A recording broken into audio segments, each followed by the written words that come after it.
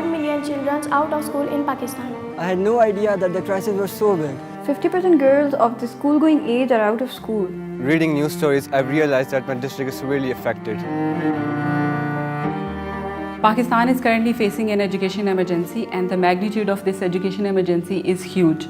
And this situation cannot be improved until we know where the actual problems lie. And for that, we need reliable and robust data. Alif Ailaan set out to transform the debate in education. But you cannot transform the debate around education with platitudes. And what we found when we started the campaign was that essentially the entire discourse was informed and defined by these big picture platitudes. So what we needed to do was we needed to focus people's energy. And the best way to do that is to have really good, defensible, robust data that would give people a really clear sense of what needs to be done. That's really the heart of how we look at data and why data is so important to transforming the education discourse in Pakistan. We cannot come out of any crisis or solve any problem until and unless we know the problem inside out.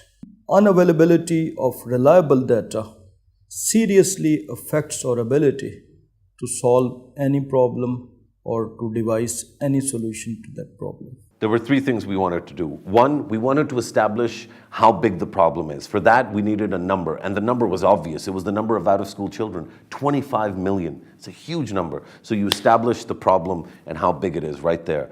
The second thing we needed to do was we needed to get people to start asking questions differently and responding to those questions differently. We needed a cultural change in the way we talk about education, where data is at the heart of what we're saying. The next thing we need is we need an online repository, what we call the data observatory, which is a place everyone can go to draw data down, to put data up, and to analyze data.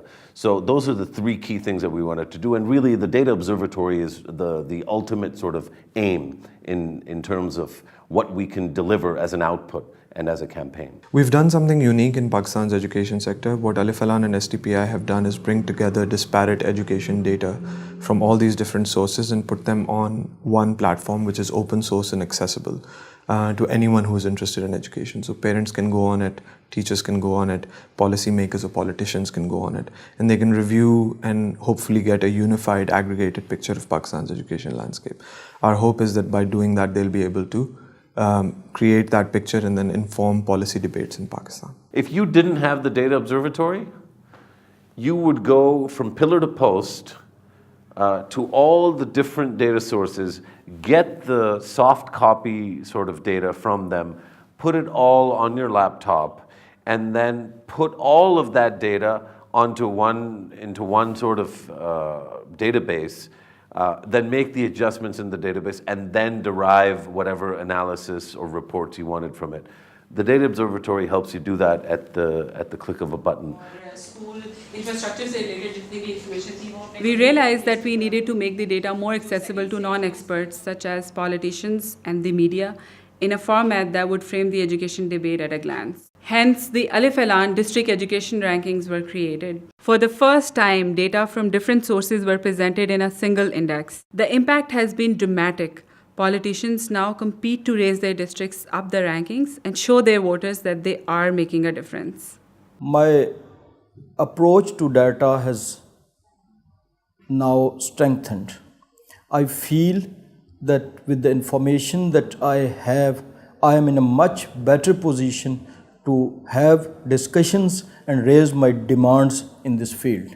The data observatory is very helpful for the students because we can see where the situation is bad and do something about it. Education data is right at the heart of our education campaign.